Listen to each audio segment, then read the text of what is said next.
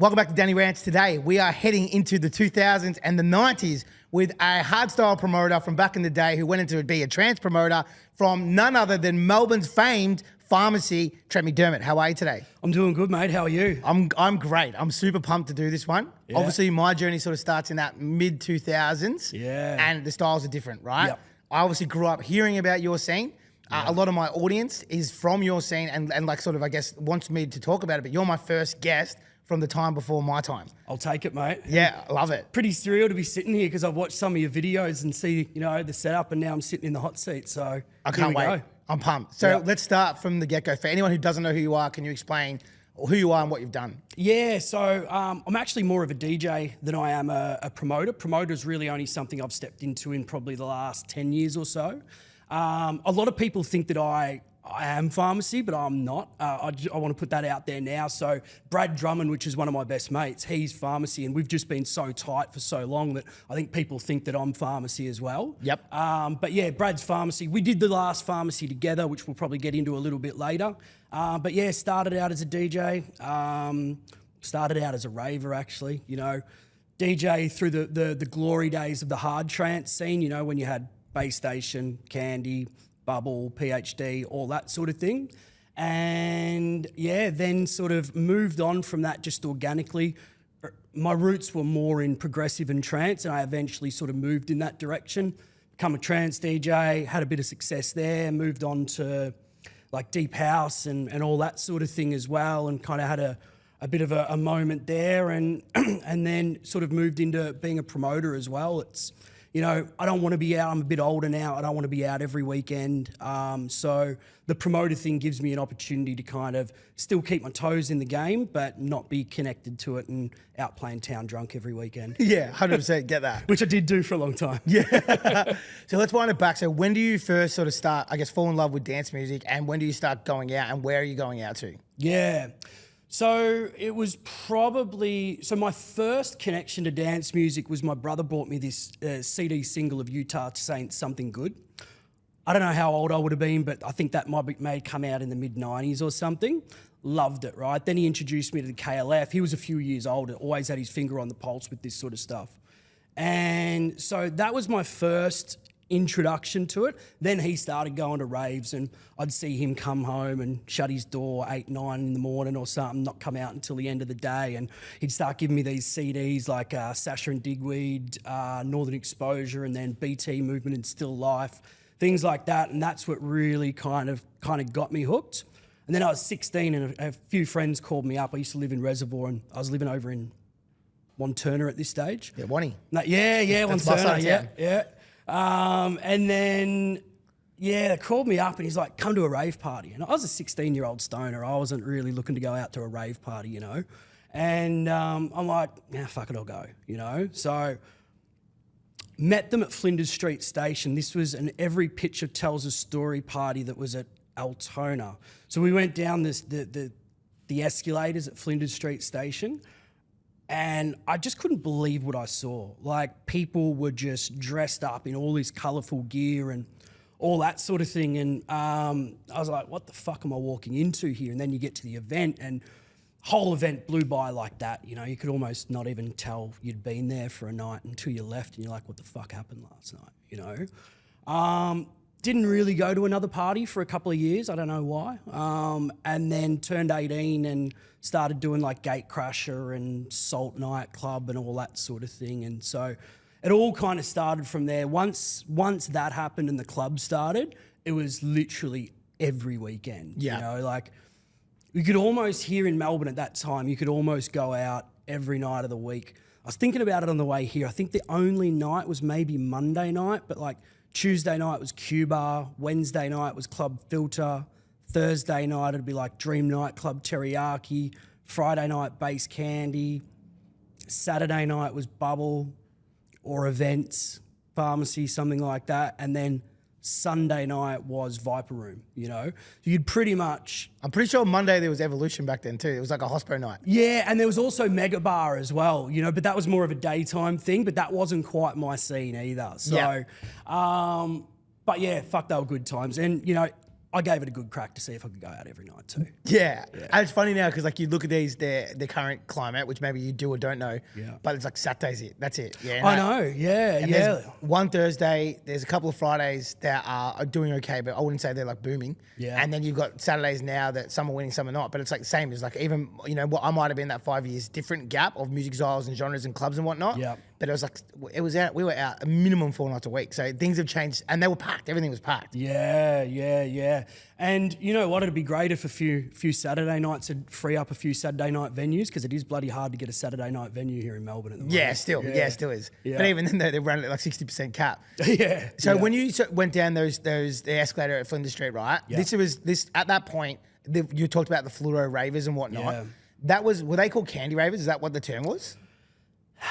I think at that stage, no, because I think this was about 96 and Kandy hadn't opened then. I think Kandy opened maybe 99 and then it was Deluxe for a year before that. So Deluxe came Kandy. So this was a little bit before that. It was, I think, you know, it was just called like the Melbourne Shuffle had been introduced by then and it was kind of still developing. I think really the Melbourne Shuffle started before Kandy, but in my opinion, it became famous because of Kandy, you know? Can we run on that one? Because like that's one that I'm always interested in, right? Like so, for whatever weird reason, Melbourne has always had dance. They've created dance moves. There's not just a Melbourne Shuffle. There's multiple, right? Yeah. Do you know much of the origin of how that Melbourne Shuffle started and then like how it actually blew up? Because back then there was no YouTube, there was no TikTok, there was no nothing, but it became a worldwide dance style, right? Yeah, well, look, the origins, like it probably was before my time. I think it just naturally, people just moved their body to the beat of the music in whatever expressive way that they like. And then it started to become a thing, like, you know, the Sydney people have got the chicken leg dance, like I'm not really about that. And I love the Melbourne Shuffle. I must admit, I was pretty fucking good back in the day. Once I became a DJ, I kind of didn't dance as much, but I reckon I rated myself at one point in time. But once the hardstyle stuff came along, maybe, I guess that started 2002-ish maybe, the style of it became more of a stomp than a... The Melbourne Shuffle that I loved was a real organic glide, you know, and now I see it as a bit more aggressive. And it could be the drugs as well. Like, you know, back in the early days, it was all, you know, ecstasy and stuff like that. And then it became, you know, speed, nice and all that sort of thing come in. And I think that actually changes how people dance as well. So, but yeah, I think Kandy is what really kind of... I remember those early days at Kandy when I first started going there.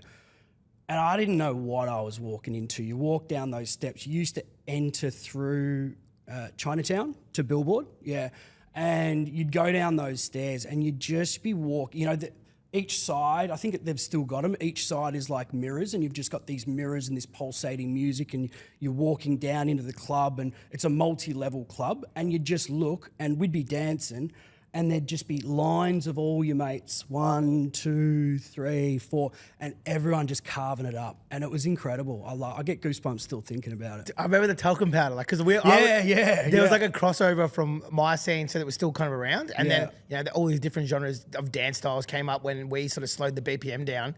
And kind of, you know, a bit more of a driving bass line. But it was still around. And then there'd be the ravers in the fat pants and they'd be putting talcum powder on the ground so they could slide better. Yeah. And some venues get pissed off with that now and want to charge you like a cleaning fee for the venue. It's like, you know, on one hand, it's like, you don't want to throw more money into the budget. And then on the other hand, it's like, well, we can't take away what was so important. Like, you know, one of the events I do, Melbourne Hard Trance Reunion, main room is Melbourne Pavilion. So the main room's got this mad floor, but the 2 side rooms are carpet.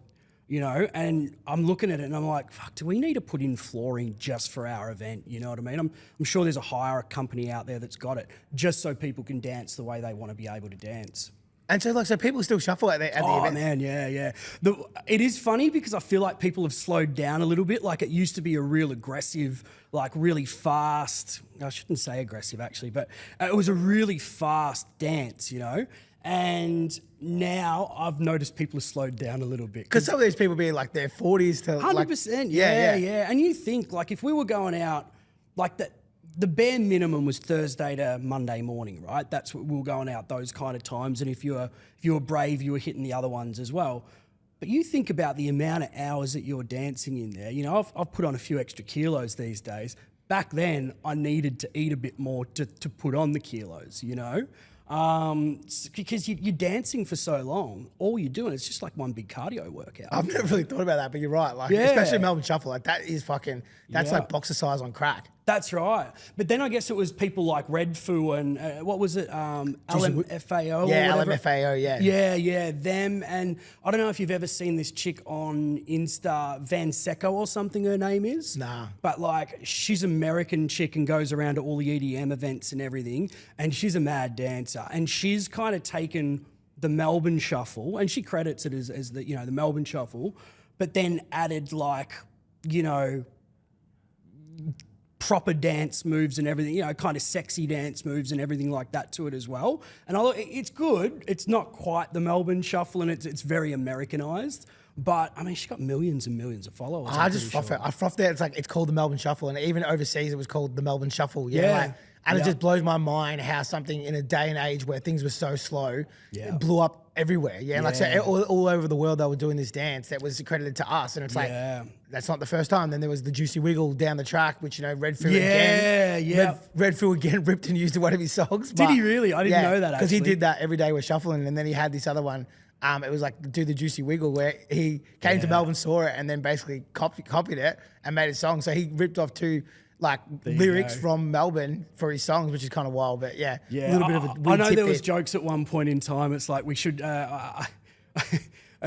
It was the Candy guys. I think it might have been Scott's joking around, going, "Hey, we should get royalties for that, right?" So the clothing too, right? Like before we get into all the juicy stories, the clothing stuff. Like, where was that inspired from? Do you know much about that? Because like back then there was rave attire. Still was rave attire now, but not like that. Like you had the fat pants, the fluoro, the candy, which is that what it was called? Like the stuff, candy on the wrists and everything like that. And glow sticks. They used to put stuff on their fingers, right? Yeah, I was never a glow sticks guy. I always hated glow sticks, but the other stuff I was all about. Like, and that was the beauty of those early days. Is like you know you'd go into the club, you'd meet someone for a first time, and they've got like all these things here, and they're like, oh, you know, I've loved this conversation here, have this, you know what I mean? And it was this. It's almost like this sign of respect or whatever it might have been. And then... So why explain that? Because I actually don't know that. So what happened? Yeah, so like you'd have like a lot of people would have kind of candy on their arms up. Like, and what was candy? It was kind of like fluoro bracelets that under the UV lights, that would light up and all that sort of thing. And so, you know, and you'd have names on them or club names or whatever it might be, and you'd share them, or people would even make them, you know. You'd be going to a club with all your friends and, oh, I made you this, and it's, you know, this bright bracelet with your name on it. I've got this old like memorabilia box, and I've kept all that shit, you know. It's not something I'll wear anymore, of course, but I kept it all because it was meaningful. And then you had Royals shoes. Do you ever remember Royals? Yes, I do, yeah. Yeah, so Royals were like... the shoe, you know. There was a brand Renegade back then that was really big. I think they were on Chapel Street. Then you had Inacoma, which was a rave store out in Ringwood, and Euthanism on Chapel Street. Ministry of Style. Ministry of Style as well. Yeah, spot on, which I think only just closed recently.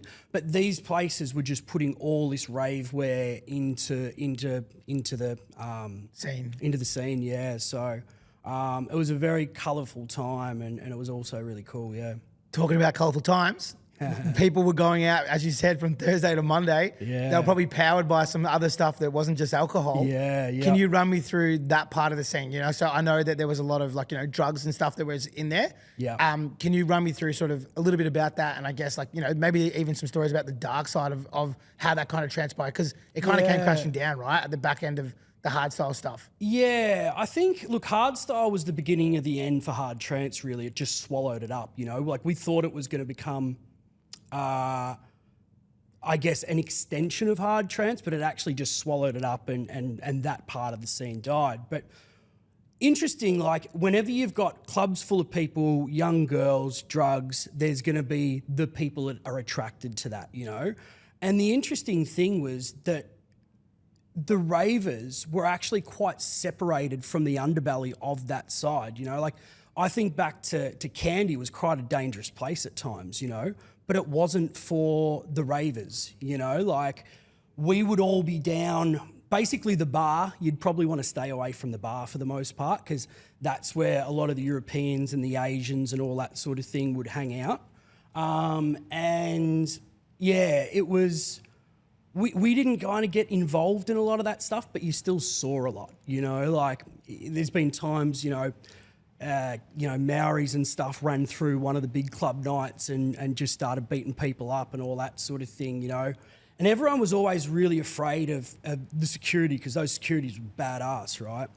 And I remember coming out of Kandy one night, maybe I was sitting in Chinatown there, and then this whole commotion just spills out. And, you know, I'm like, oh, fuck, what's going to happen here? And it was this young Aussie dude, you know what I mean? Like just one of us kind of looking thing. And he's fucking going off.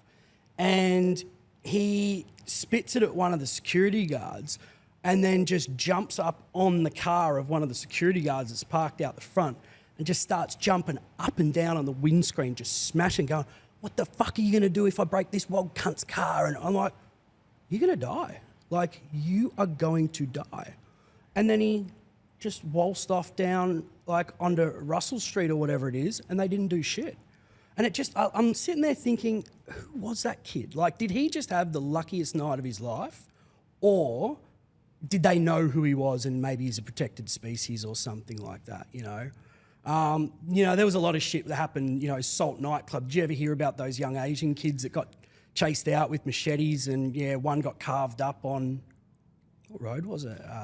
Yarra Boulevard or something? Yarra Boulevard it was. And then that one really hit me hard because it's like, I don't know, I think I was driving home from from the eastern suburbs. I was living in Port Melbourne at the time. And I was driving home and I could see all the blood still by the bus stop and everything like that. And I used to go to Salt a lot and all that sort of thing. And it's kind of really sad. But yeah, that was pretty brutal as well. But we never got caught up in a lot of that, you know. We were always quite separate. I remember being at Bubble one night, and Bubble was another place where you'd have some real heavy dudes kind of hanging out. When it first started, though, it wasn't like that, though, right? From my understanding, from what people have told me, Bubble started off, it was like, you know, the ecstasy generation. There was lots of hugs and kisses. Yeah. People passing candy around. And then by the end of it, it became a place where, you know, there was a murder inside the venue. It was, yeah. It got pretty hectic to the point where there was a lot of police pressure and it got shut down. Yep. Was it always sort of had that undertone, or was it something that kind of got worse as time went on? From when I went there, it probably was. I think I went there maybe 2001 for the first time. I reckon it probably, a role it plays in this, I think, is the opening hours. So a lot of clubs these days, like you probably know this better than me, but a lot of them probably close, 5 a.m. these days? At the moment, yeah. But that's almost a new thing, yeah? Like, so you're talking 2019. Most things, there was like multiple clubs that didn't finish till 10 a.m., midday, whatever. Yeah. Post-COVID, there's maybe 2. Yeah, recoveries have always been huge, and late opening hours, day parties, like, you know, morning to day parties have always been a massive thing in Melbourne. But currently now, it's almost like a dying species. Has anyone ever recovered at a recovery? No. I went to one once that had like soft music, but like by the time that I sort of stopped going to it, basically recovery was how hard the music could get. Yeah. Like it just got harder and harder and harder. One of the best club nights that probably doesn't get enough mention these days is there was a place in Carlton called Capsule, and it was only around for a few years in those early days of our scene. But after Kandy, so Kandy used to run till, I think it might have even been midday sometimes, you know? And then you'd pack up, you'd drive to Carlton, and then you'd go to Capsule. I can't remember what the club night was called. Might have been called Candy Flip, or I can't actually remember. That might have been a lie. But nobody actually went into the club. Everyone just hung out at the park across the road. And you just got all these ravers, like in all these colourful gear and everything, just hanging out in this park, swings and stuff. I remember an ex-girlfriend of mine locked my keys in the car there, and I was in a pretty good mood that morning. I was maybe flying a little bit, and I remember she comes back like, I just locked the keys in the car. I'm like, oh shit. She's like, it's still running too. I'm like, she'll be right. I just kept hanging out with our friends and everything, but that was a mad spot. That was where some of the first pharmacy parties started as well. And at that stage, I didn't know Brad. And I remember I had my birthday party there one night, and I had 50, 100 friends. We're all upstairs, everyone's partying and stuff, and that's where I heard Hellraiser play for the first time, and he was playing Hands and Cold, the Second Trip Scott Project remix, which is a huge track in our scene. And I just remember hearing it and just running to the front of this balcony and looking over, and then seeing Hellraiser playing that, and that was like, next thing you know, he's my new favourite DJ. Yeah. Yeah. But yeah, so I think what drew a lot of people, like the underbelly, to that scene, I actually think it was the opening hours, because once you get to that kind of past the 7, 8, 9 a.m. sort of thing, that's where a lot of the shit would kind of really kick off. And same with Bubblies, because I remember going to Bubble on some Sunday mornings, might have been 11, 12 o'clock, and there was just patches and shit everywhere, you know what I mean? I'm like, this ain't for me. It's interesting because, we also had our recoveries too, and there was heaps of them, but it was different. So in the genre that I kind of worked in, which is the Melbourne sound stuff, Yep. but it was like, I didn't really think about that. Yeah, and we also had an underbelly undertone the whole time too. Yeah. And it kind of came with the parcel. So there was like the music lovers and the guys who were creating the music and the DJs and whatnot. Yep. And then second to that, there was this underbelly of gangsters, and I've talked about it before on my podcast, but there's stories with guns, there's stories with whatever, there's stories with fucking gangsters, people getting stealed over, it was a part of, but you could easily avoid it. And I've said the same thing, and people are like, how? And I'm like, you just didn't get involved. Yeah. But it's kind of interesting you say that, because I never really thought about it, but I was always like, well, a lot of people taking drugs, makes sense for these people to be around it. Yeah. But it was probably the opening hours. Yeah, absolutely. Yeah, it was, I even used to go, so I was doing a residency at Brown Alley. This is much later, maybe 2010 or something like that. And after it closed up, we would go to Sorry Grandma, and we'd hang out there for a few hours until Sorry Grandma closed. So, yeah, I think people just look for a place to kick on every now and again. Yeah, and then I guess by the end of it, it's like a funnel, right? It's just everybody starts to find a place to kick on afterwards. Yeah. So when their scene first started, there was obviously ecstasy and stuff sort of was what powered it. And then by the end of it, it got to more harder drugs, and there was more serious cases and overdoses. And I know a lot of venues sort of stopped to work with a lot of that genre. Even now to this day, Melbourne won't do it. Do you think that had an impact of the change of drugs in the scene? Yeah, I do. In fact, I think it's probably the number one contributing factor. GHB was a problem as well, when you got young kids who don't have big bank, you know what I mean? They're going to go for the cheapest drugs a lot of the time, So that's the beauty of our gigs that we run now. I look at our ticket sales, and you look at average age group or something, and we're 35 to 45, and is our number one demographic and stuff. And our bars just smash it, because people they drink a lot, they've got money and all that sort of thing. So yeah, I do think that. And there was also some deaths and stuff like that, and due to drugs, and once that starts to get into the media, that's how we lost Kryal Castle. Really was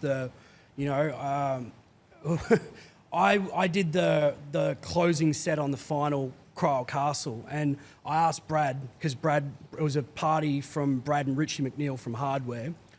And so I did the closing set, and we had to go to Adelaide to play at a beach party with Paul Van Dyke the next day. I said, look, this is going to be we didn't know at the time that, of course, that it was going to be the last ever Kryal Castle. So starting there, right, because I know what Kryal Castle is. When it comes to fucking anybody who's worked in dance music or rave scene, Kryal Castle is uno numero of what people discuss, right? I'm getting goose pimples, as you can see, if you're talking about it. I myself have tried to do shit at Kryal Castle. I actually did do something there in Oktoberfest. Yes. But it's been 20 years, and even still to this day, you say the word Kryal Castle, either you love it or you remember what happened. So can you start from the start, for those that don't know, what was Kryal Castle? How did it start, and how did it end? Yeah, so it's a castle in Ballarat. I believe it's been there, it's at least been there since I was a kid, because I remember my parents taking me there. And, you went into all these rooms, and they showed these, kind of dungeons and, tortures and everything. And looking back, I've got a 2.5-year-old son now, and I'm like, I ain't fucking taking him there. It's creepy as, that scars the shit out of you, that stuff, And so, yeah, I think I couldn't tell you what was the first party there. I know was it Simon Coyle, maybe? That's a name I haven't heard for a long time. Yeah, did some of the early ones. Richie definitely would have done some of the early ones. And so like, you know, your adventures, your hardwares and all that sort of thing. But there was I couldn't tell you what the first one was. So it played a big part in the rave scene though, as huge. Yeah. Yeah, it was huge. And like, still to this day, no venue holds more nostalgic attachment than that venue, you know? And it's like one of those things that, like, if you're a raver and you never went to one, it's almost like there's this, oh, I can't believe you never went to a Kryal party, you know? And it was always fucking cold up there because it's Ballarat and you're in the middle of nowhere and, you know, the trees coming over, the backdrop, morning sets, all that sort of thing. Well, so they were running to the morning? Oh, yeah. So I think... Man, it's wild to me because, like, when I did my event there, the cops were on me so hard. It was like 10 p.m. I actually had an incident with a security guard that kicked someone in the head. And then they banned us, but we had like 50 cops there. It was like it was 10 years after, and I was still getting the pressure from those raves from back in the day. Like it's like the town hasn't recovered from it. So to think 100%. That they were running in the morning like is wild because the restrictions I had were insane. Yeah, I can't remember. So I obviously did that closing set, and that would have been. I mean, the sun was up. Paul Van Dyke played before me, so he did Sunrise. So whatever, I can't remember what month it was. I think it was like January or February or something like that. So it would have been 7 or 8 a.m. that we finished, you know. And that was a pretty messy crowd that night, you know. But some big artists played there before that. Like, you know, I look back on some of those lineups, you know, Above and Beyond played there at one point, and I think ticket prices were $40. Wow. And it's like, you ain't getting to see like some of the support acts on there for $40 these days, you know. I remember getting back to the weather up there. So it was always cold as shit up there. And there was this one night, Scott Project, Shock, and a few others play. And it was just this beautiful, beautiful night. And come morning set, you know, back in our scene, the morning set was a thing. So, you know, you'd go in, you'd party. A lot of people would take a bit of time out, maybe about 5 a.m. or something, go back to the cars, regroup, you know, that sort of thing. Come back in for the morning set. Regroup, like the recovery party. No one ever recovered there. It's like there's more people in the car park between 5 and 7 a.m. than there is a club. 100%. I mean, that car park at Kandy back in the day, which, you know, it's probably been a thing for other events and everything, it was just music playing the whole way through. I remember the dude that worked there, he was, you know, probably a bit down on his luck, you know, doing the graveyard shift in a car park, and he'd just come around. He was the loveliest bloke, and he'd just tell us all, one day I'm going to hire this whole place out and let you guys do a party. Oh, imagine that. He was a fucking legend, this bloke, you know. Yeah, Kryal Castle. So you been there? Yeah, you course, have. You did an event there, yeah. Yep. You know how high those walls are, right? Yeah. I had a mate who didn't have a ticket, gig sold out. He's like, I'm going to sneak in. Gets right to the top and fell. And I didn't see it, but I ran into him later, and he's a bit worse for wear and sorry. And I'm like, what happened to you? He's like, tried to sneak in. I fell off the top of the fence. I'm like, which side did you fall? And he's like, on the outside. And I'm like, fuck. So for all that, you didn't even get to fall into the venue and actually at least say you got in. It'd be 10 metres high. Like, oh, it's huge. Yeah. It was huge. But, you know, again, he was probably on a bit of a disco diet and probably just bounced around a little bit. So hit the ground, jump back up. Yeah. Easy come, easy go. Fell to 3 days later. Yeah. So that one, so you played the last ever set, you know, 8, 9 o'clock in the morning, or the last ever at Kryal Castle. Can you explain why they never ever... Yeah, it was just so many hospital cases. The local hospital just can't keep up with it all. And so it does get a bit of a bad rap. You know, we have often gotten a bad rap because a lot of those like things that they count as hospitalizations, rolled ankles, people dancing, you know what I mean, can be dehydration, you know what I mean? It's not always the result of drugs, you know what I mean? So I feel like they've got a bit of a bad rap, you know, sometimes. But yeah, it was a bit more of a messier crowd than normal that night. I've seen some videos from out in the crowd, and I'm like, oh yeah, that's a bit rough. And then I remember the next day or was it 2 days later, I can't remember, we were at the airport for the Paul Van Dyke party, and let me go back a step. So I said to Brad, can I bring in my own photographer? You know what I mean? Because this is going to be once in a lifetime shit, you know? And so he's like, yeah, bring in your own photographer and everything. So I brought him in, gave him and his missus a ticket. They come in, took photos and everything. And on, I can't remember if it was the front page of the paper or maybe a page in or something like that, but we're at the airport, open the Herald Sun, and I'm with Brad and he sees the picture there and he's like, "Is this your mate?" I'm like, "Oh, fuck. Don't tell me my photographer has sold a picture to the Herald Sun that's got us all in trouble here." Turns out it wasn't. There was a DJ that was on stage who took the photo, but it was during my set. So it kind of looked like it was my guy. But yeah, after that, just I don't think it was just that event. It was everything leading up to it. And, you know, a lot of the times the local people can be happy because it brings a lot of tourism and everything to the area. But I think in this case, it was just the hospital just couldn't keep up with things. And Cops shut it all down. Yeah. Strangely enough, we did book, this was a bit of a failed mission, but we did book Kryal Castle for a rave party about 3 years ago. And it was during COVID and nobody could do shit, right? We're all locked down. So we're like, you know what we're going to do? We're going to do a live stream event on New Year's Eve from Kryal Castle, right? If people can't go out, then let's at least give them the next best thing. Kryal Castle, New Year's Eve, blah, blah, blah, blah. Had no idea how to film it, get it uploaded. We'll figure that shit out later. And so we started going through the motions. Then we got the artwork done, put it all out there. And we thought people were going to be keen, but you know how sometimes you just miss? Yes. Yeah, we missed. And so all the comments are like, "Fucking sick, yes, let's go." Wait, live stream? And I'm like, well, what did you think it was? You know, we're in fucking lockdown right now. No one can go anywhere. But we just realised that that's not what people wanted. Yeah, they want to be there. They want to feel it. They want to smell it. They want to be, yeah. Exactly, yeah. So, look, I hold hope. You know, Brad's talked to the owner a few times about doing things and stuff there. They're still scarred. So the other thing is that they've got a really good relationship with all the local schools and all that sort of thing. And they just don't want to jeopardise their image to the local people that, you know, keep them afloat, I suppose. Yeah, it's crazy. Yeah. So the other thing with the ravers back in the thing, you talk about Ballarat, I want to ask, how the hell did everyone get there? Because, you know, they were doing like 5,000 to 6,000 people back then. Yeah. But this is a common thing in that era where people were going, you know, we'll talk about Earthcore shortly, but people were going out to Pylong, they're going out to Ballarat. Yeah. If they weren't clubbing in the city, they were going to these like faraway destinations. How are people getting to Ballarat and back? Easy. Drive. There was no drug buses. I kind of thought you were going to say that, but... Yeah. No, that was an easy one, you know.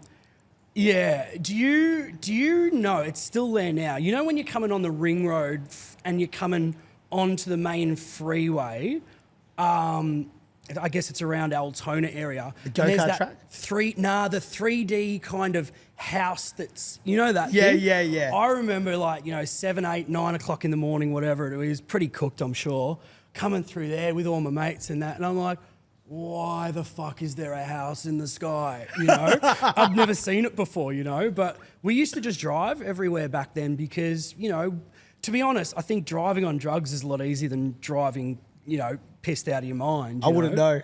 Yeah, allegedly. Yeah. Allegedly. So, yeah, it was, everyone would just drive. I think the introduction, by the time Kryal finished, there was drug buses. I know because I drove into one.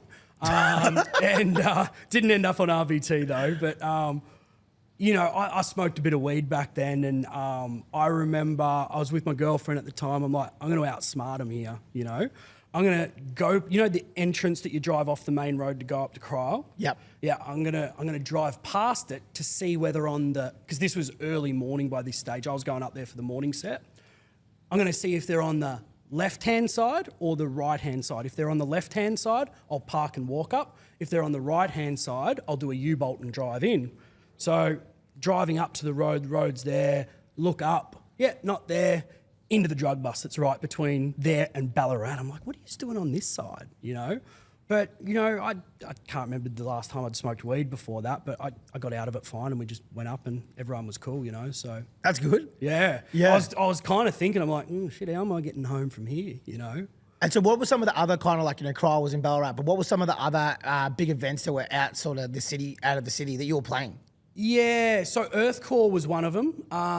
You know, Earthcore introduced a hard trance stage. I can't remember what year it was, but it was Brad did the, you know, one thing Spiro was really good at was bringing in young people who had pull to be able to bump up his numbers and everything. And so he connected with Brad. They agreed to do a pharmacy stage, and that was the first time Scott Project ever played in, well, at least Melbourne, but Australia. And so that was his first tour, and I was front and centre as a I wasn't even DJing at that point, and me and my mate Mick Waters, we're just like front and centre, carving it up, dance and that sort of thing. But you know how usually DJs are elevated? Well, it was just like normal height. And I remember years later, because, you know, Frank's been out so many times for pharmacy and our events and all that sort of thing.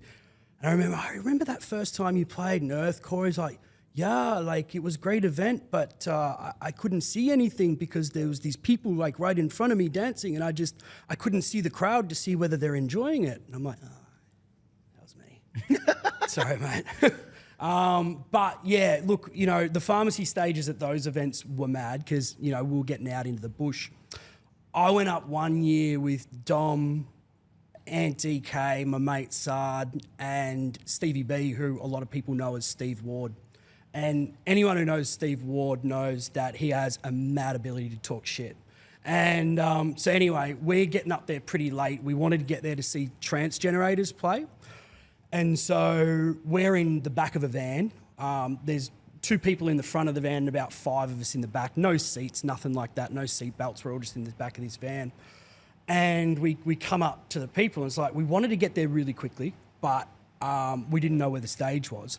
So Stevie rips open the door. He's like, we've got Trance Generators needles and cartridges. We need to get to their stage stat. Can you take us there? And she's like, come with me, boys. She gets her flashlight out and just ushers us. We just drive straight down and park our van, and we just had our van open there and watching front row seats and everything. And mad shout out to Stevie, because that was a good one. And that's where I run into Benny Drowan, the story I was telling you before. So, yeah. You know, shout out Benny Drowan. He's the one that connected us now. And, you know, Benny, funny story about Benny as well, this is one that I can tell on air, is we went to primary school together and then eventually ended up in the same scene as each other, but we didn't know it at the time. And so my mate Lewis was auditioning for a gig, which is the only time I've ever seen anyone really audition for a gig. They're like, yep, cool, Dream Nightclub, come in on a Tuesday afternoon, I'll give you a 30-minute set, let me just see your skills, you know? So I'm sitting at the bar with the guy that runs the place, and Lewis is up there playing, we're just hanging out for a little bit, talking shit and everything. And when I connected with Benny years later again, he's like, LCK? I'm like, yeah. And he's like, dude, that was me at the bar. And we're sitting at the bar talking together and had no idea that we were mates, used to hang out, went to primary school and got into a lot of fun trouble together. You know? Crazy, that's random, huh? Yeah, so yeah, pretty random, but yeah, shout out to Benny. So when you weren't in the countryside raving in at sunset, so when you weren't in the countryside raving in the sunset, you're in the city. So I know you kind of went through some of those names before, like the iconic ones, but what were the most famous, most iconic ones that you were playing at the time around that, in that era? Pharmacy, for sure. Yeah. And explain to me like Pharmacy, right? Because I've discussed this with other people online, and they've actually said to me, which I don't know if you know the brand Talitech, but people say like Pharmacy was that era's Talitech, right? Yeah. So for those that don't know what Pharmacy is, what made it different than Hard Kandy, PhD, Bubble, all these other places? So what happened was Brad came in at a really good time, and one thing about Brad is he's got balls of steel, right? And so, you know, you've got Jason Midrow at Bay Station, you've got Scott Alert at Hard Kandy, they're playing all these tunes, you know, Scott projects start to becoming big and all that sort of thing. So Brad's like, well, I'm going to fucking tour these people. I'm not just going to... wasn't a DJ at the time. He did have a stint as a DJ, but he just like, I'm going to book these people, and started touring them and everything, right? And so, you know, the first few pharmacies, you know, that's when they were at Capsule, and they were great parties, mad parties.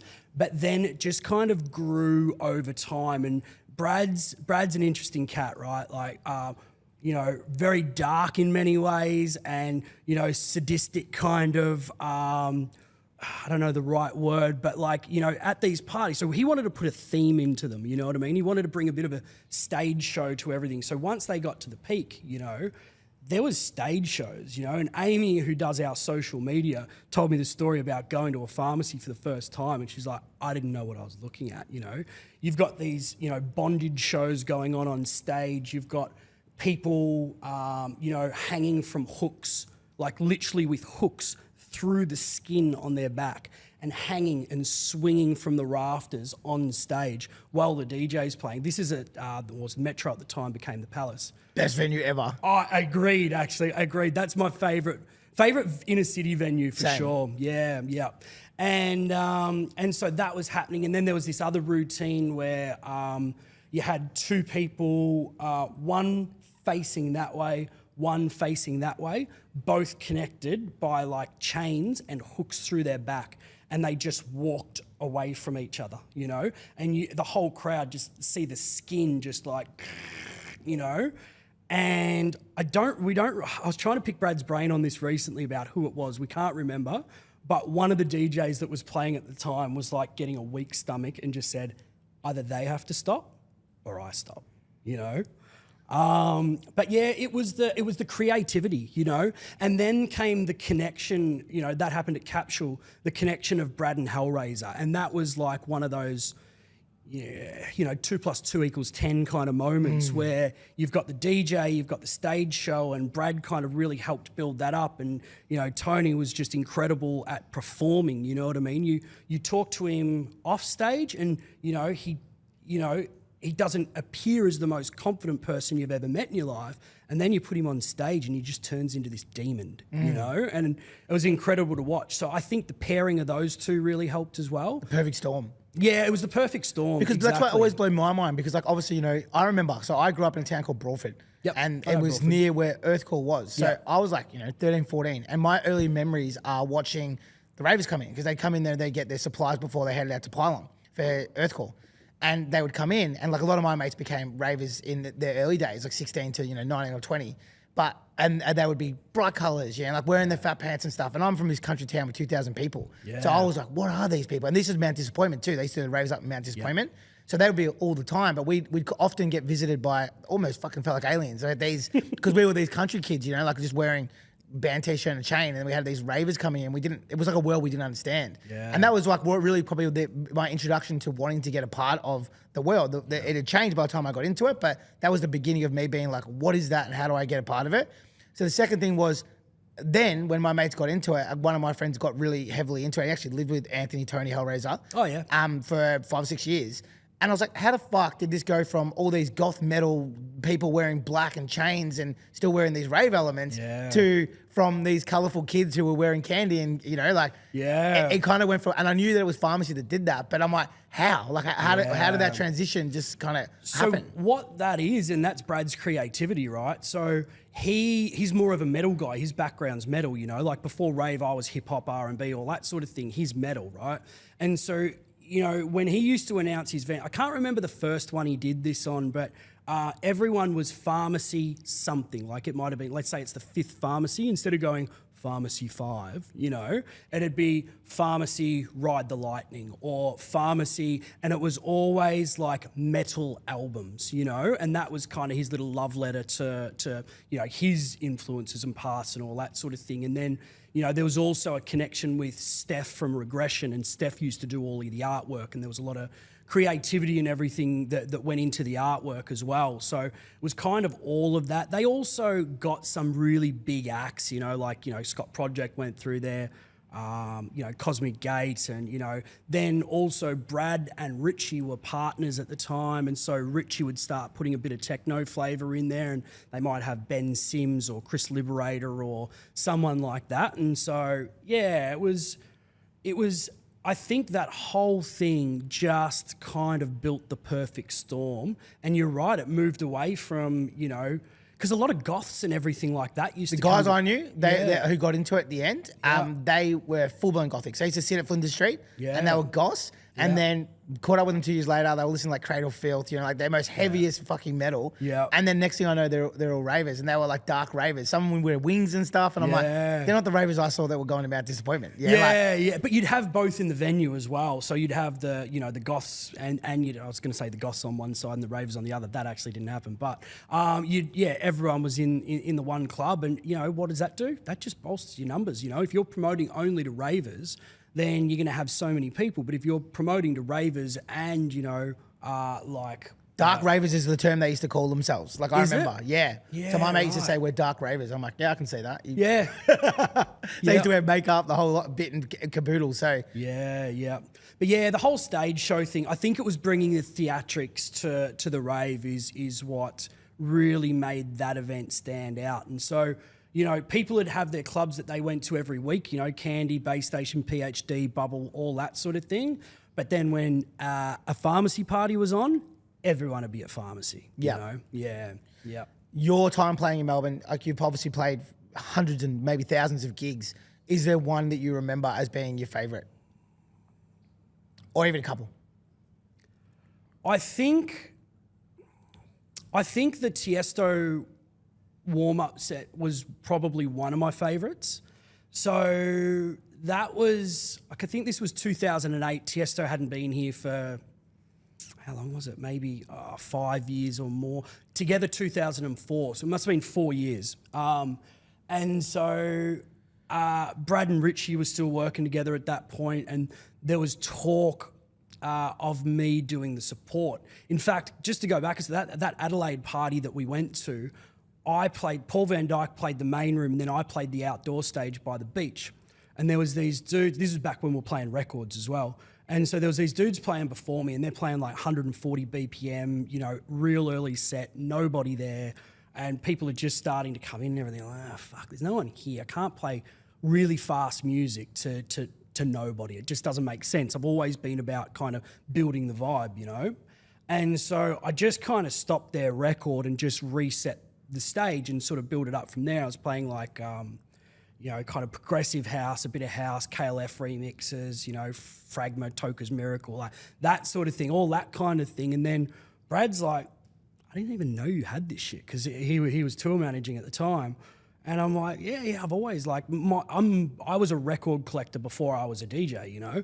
And so, yeah, and he's like, maybe you can start doing some of the warm-up sets and everything, because Richie might have Tiesto coming. So it was like real 11th hour that I got put in. I think it was like maybe 2 or 3 days before the event. I got a phone call going, yeah, because I think they announced Grant Smiley as the support, and so I'm like, okay, it's not me, that's fine.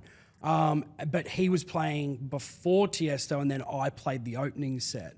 And then first night, played opening set. That was, because it was like 3 or 4 sold out shows in a row. Festival Hall, and another great venue, by the way. Yeah, what's that? That holds 7,000. So 4 shows is like 28,000. Like that's wild, peak Tiesto. Yeah, it's wild. Wild. And then Grant, so I think this was the Thursday night, and Grant comes off stage afterwards and said, hey, what's your plans tomorrow night? And I'm like, well, obviously I'm here because the support. And he's like, it's my birthday. Do you mind if we change sets? So I'll open and then you play the set before Tiesto. I'm like, fucking, of course, you know? And so that's when, that's probably my favourite set I've ever played, you know? And like, I always had a lot of nerves, and still do, by the way, with DJing, you know? It didn't come naturally to me. And, you know, even these days now, I don't DJ a whole lot, because when you're in the rhythm of doing it every day, you get to learn how to channel those nerves. But then sometimes when you don't do it for a while, you kind of forget, you know? But I was like, fuck, am I even going to know the right music to play and everything? Everything just fell into place this night. You know, the lighting, the music. I remember there was this one Quiver remix that I played that had this real wonky bass line, and I could actually see the bass line ripple through the people, you know. I had my brother in the crowd, one of my best mates, Dom, you know. Everything just kind of fell, and that was the catalyst that changed everything, where I went from being like the trance DJ. I'd moved away from hard trance at that stage and was doing more trance. But when I went from being the trance DJ to the warm-up DJ, you know, and I always felt more comfortable being that person to the night than the headliner, you know. I always liked the challenge of looking who you're warming up for and what's going to suit their warm-up set best, you know. That was me and my element, you know. But it was an art back then. Yeah, like now, these days there's sort of no rules to it. There's, you know, like just don't play their songs. But back then, like I know, like I saw that sort of stuff, but it was a fucking art, and you had to go through a vigorous process, and only certain people could do it. It was almost like the best DJs were the warm-up DJs. Like that's what it was back then. Yeah, 100%. So I think the two that stand out the most would be that one because everything just felt right that night. And then the Kryal one was good, but just sometimes, you know, when things just click. But another one was warming up for Eddie Halliwell at Room nightclub, actually. And that might sound like a random one, but they gave me, this was a night for Papa, and they gave me 2 hours to warm up for him. The club was absolutely packed, and I was playing a lot of this stuff that was like, it was progressive house, but it kind of had its roots in psytrance as well. Was not psytrance, but like just a lot of organic kind of outdoor tones.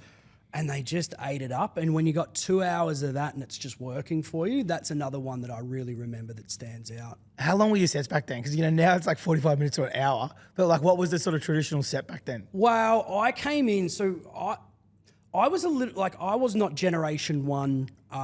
This is what I call it. I don't know if everyone calls it this, but I wasn't generation one DJ in our scene. You know, the generation one was your Midros, Scott Alert, you know, Nexus, Jeremy Kay, you know, Compound, all those kind of guys. And then, you know, I was kind of next after that. And lost my point. Yeah, I asked you, so you can still go for that. I asked you, how long were your sets? Yeah. So you were saying that you were the next generation of, so you just sort of sat. Can I just start from there then? Yep, you can, yep. Yeah. And so back then when I came in and I was generation two to our scene, it was just going from 2 hour sets to 1 hour sets. So it was base station on a Friday night. You had maybe Jules, Midro, Chaos, Tristan Mason. And they were the four, and they did 2 hours each, and that was your whole night in the main room. And then they started to open it up to more, and hour sets more became a thing. So I was more accustomed. I've played more 1 hour sets than anything else in my life. You know, there's this kind of thing where people are like, oh, fuck, if you give people 2 hours, they'll lose the crowd. You might not. But I loved the longer sets because it really, sometimes you only settle your nerves after 2 or 3 tracks, right? Or you only find where the crowd is because you come in, you read in the room and you're like, all right, I think we need to be here, but then you want to build up to where you're going to go as well, and it takes you a few tracks to get there. So sometimes you're only hitting your rhythm after 20 minutes and you only got 40 minutes to go. But this whole era of 45-minute sets and fucking verses and 3-way verses sets 45 minutes, it's not really for me, but I understand that we're in a different era as well. You know, attention, like back then, tracks were 8 and 10 minutes sometimes, you know. Now tracks are like 3-4 minutes. Yeah, so, and then they also only play like 2 minutes of it. Yeah, exactly right, exactly. So, yeah, I mean, it's definitely, I still won't do 45-minute sets. Even to play them, I probably won't do them. If someone says, oh, yeah, 45-minute sets, it's like, especially I live down the coast out past Geelong. I'm not spending an hour and a half driving here to play 45 minutes to spend another hour and a half driving home. So that's not for me, but I like the minimum 1 hour sets, but 2 hours really give you a chance to go somewhere. For sure. Yeah. So besides all the sort of raves history that you've given us today, when you're in clubs, you would have saw some crazy stuff, you know. Is there a moment that you can say that's not necessarily to do with like an artist that you saw or a gig you played or something like that, that's off the side, that was something that insane that you saw during your time, you know, in clubs and a part of the rave culture? I was going to say, because you wrote something about shooting, so that's what I'm trying to get you to. Oh, yeah, cool. Hang on, I'm just going to think for a second. So I saw it and I'm like, I have to get it. Yeah. So, yeah, look, this is going back to around the time. This would have been before I was DJing. I was living in Bayswater at the time. My house was the party house. We'd been to like 2 Tribes or something the night before.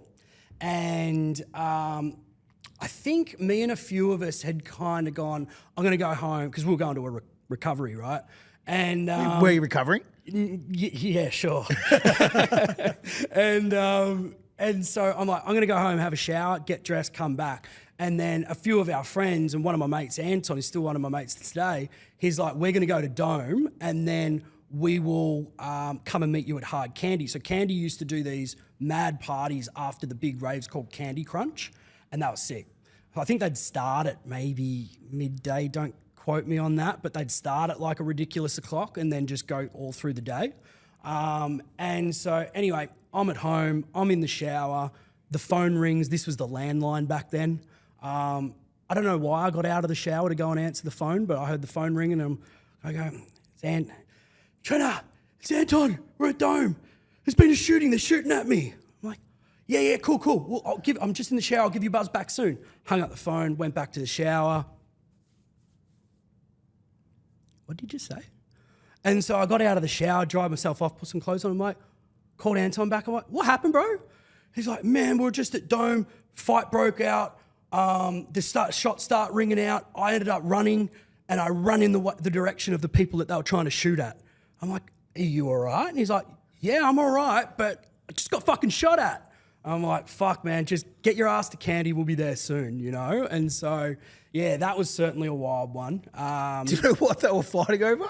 Yeah, it's a pretty, I don't know, but I'm not going to name names or anything because I don't want to get it wrong, but I think the person is now dead and was kind of part of that whole underworld, scene where, yeah, a lot of people died. So with Dome, right, this is kind of off the topic, but like there's multiple famous Dome shooting stories. Yeah. So was there just a lot of shootings there, or was there one and this is the same story everyone tells? I think this is the one that, I think I've even, correct me if I'm wrong, but I think you might have even talked about one of these on your podcast or something, but it's the same one, I'm pretty sure. Okay, so it's different, because there's actually a story about a security guard chasing a gunman and then taking the gun off him and hitting him with the gun. That probably happened. Anton didn't tell me about that, but I wouldn't be surprised. I love it. It's like all these stories like a trajectory in with one another. And everyone's got because people either saw it, were there, heard about it, all that sort of thing. All different versions. Like it's cool to kind of touch on those things.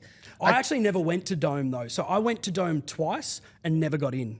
Like once I'd been to the casino, I was like 16, 17. I went with this chick that I was with at the time and I was like, fucking dress shoes and slacks and stuff like that. And they're like, nah, buddy, not tonight. Yeah, I didn't go either. I wish I could go back. There's heaps of clubs I wish. Yeah. There's one called Freakazoid everyone talks about. I went to Freakazoid actually. Yeah. That was kind of like a gay mix kind of night. And that was actually a mad night. Yeah, I went there once. It's because people always say to me, and like this is why it's so cool to talk to people from before my generation. Yeah. Because everyone talks to me now, these young kids, like, I wish I went to this club, and I'm like, man, I'm wishing I went to all these other clubs everybody else talks about. Yeah. And so it's not, you're not standalone. Like this is the story of and that's why I'm telling these stories now and trying to let other people tell their stories, because in my opinion, if I don't, and I don't create a platform for this, these stories you've just told us today die. But 100%. And that's the epitome of the FOMO thing, right? Is like people, if you're not there, you wish you were because you want to know what that experience is like. That's like early days of Kandy, you know what I mean? But when it was deluxe, before it came Kandy, you had a feather in your cap as a raver if you went to Kandy when it was still deluxe. You know? I never did. I went there in just before their first birthday, I think maybe a few months before their first birthday. So I never went to deluxe, but some of my mates and everything did, So this whole time we've been talking, you're so passionate. You can tell, right? You're talking back on these stories and yarns and gigs you've played and whatnot, and you're so vibrant. Like it's like me when I talk. Like you're so excited about the days that were, right? Yeah. Looking back on it, sort of two questions, I guess, before we finish up the podcast today. But the first one is like, if you had your time again, what would be something you would change, maybe from a career perspective? Yep. And then second to that, when you look back at it, what did the rave scene mean to you as a person, as an adult, and who you are right now? Yeah, wow.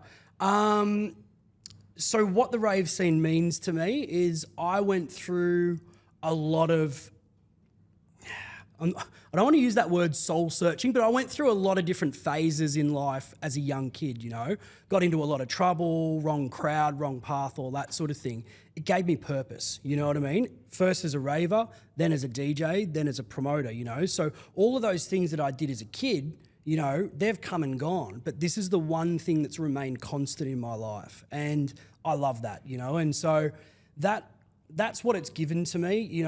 I met my fiance and the mother of my child in the car park at Viper Room, So, that's a Melbourne rave love story if I've ever heard it. 100%. We've still got the photos of the night we met and everything, and sitting in the back of my brother's Mitsubishi Mirage and all that sort of thing. And we haven't gotten married yet. We were going to get married in COVID. We had a son instead. So that certainly worked out for us. And we often think that at our wedding, we want to put the then and now photos up. And So yeah, it's given me everything: lifelong friends, purpose. I work still in this scene now. Like I work for Soundbay. We own like Store DJ, Manny's Music, and just recently Derringer's over in South Australia.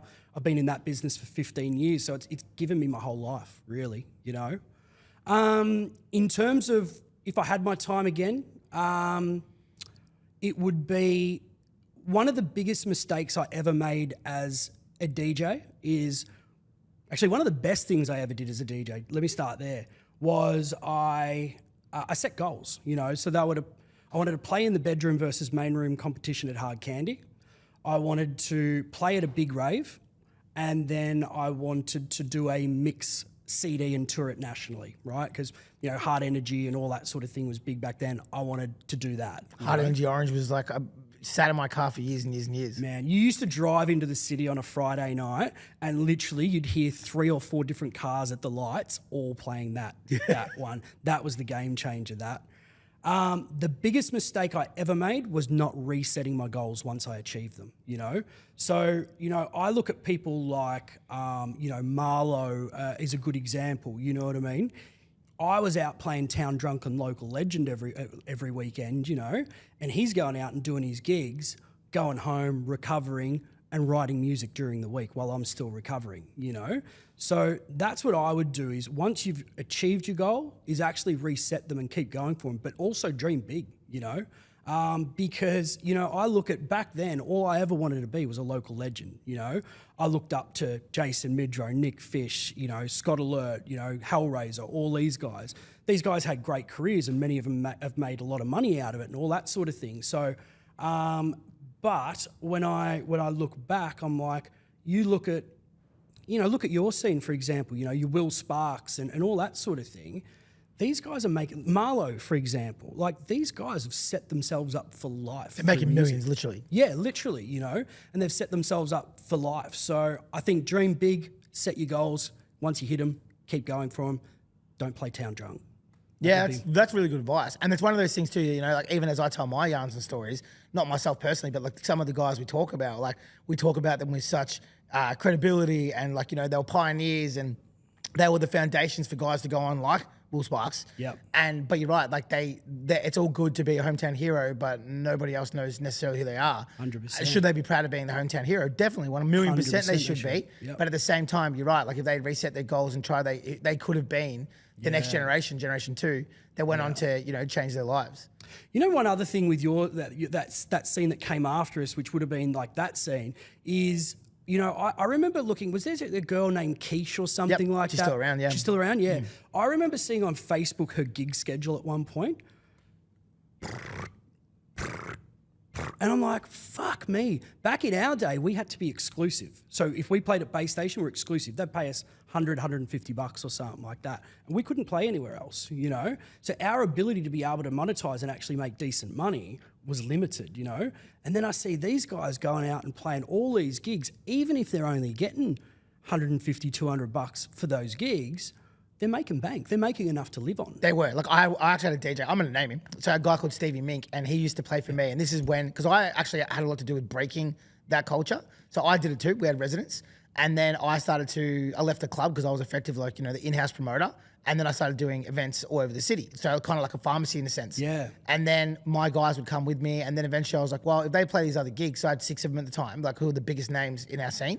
So what I did was I'd allow 2 to play at all these venues. So I'd steal their crowds and make my shows bigger. So that was a metric I had. But what happened was this guy, Stevie Mink, I was talking about, he's one example of, but he would play 10 to 15 shows a week and he was getting anywhere between $500 to $600 a gig. Wow. He was driving around all the time, but he actually bought a house outright, which is wild, right? That's crazy. And that was before he was 24. So most of them did what you did. They spent it all on like kick-ons and, you know, and new sneakers. But he was one of the outliers who actually bought a house outright. And then when he retired, he sort of set himself up. But he never ever necessarily went world stage like a Marlo or Will, but it still changed his life. But that's an interesting fact. Yeah. Anyway, thank you so much for coming down today. Before I finish up, I've got to do the fun part. I'm not going to say boring part because it's so fun for me, and because they keep the lights on. So firstly, WP shots. Wet Pussy Shots has obviously been a foundation of nightclubs for the last 20 years, probably even longer. You can buy these and the Sourpuss range from all First Choice Liquor, Liquorland, and all good independents around Australia, also online. Second is my other sponsor, Promoter Boys, they're big fellas. Astilio, the label, clothing and comfort is ridiculous. If you don't believe me, try it for yourself. I'll give you your money back if you don't think it's the best t-shirt you've ever had. I'm gonna get one to you, Trent. And then last but not least, Triple A Digital. If you're looking to upscale your events or your hospitality business or your festivals, hit them up. Carlo is a gun and he is working with some of the biggest names in Australia right now. He's bound to escalate your company. Trent, thank you so much for sharing your stories today. Thank you for letting me have a look into the scene before me and the time before I was around. I really appreciate your time and you driving up to do this, and I'm looking forward to seeing what's next. Pleasure, mate. Thanks for having me. It's been great.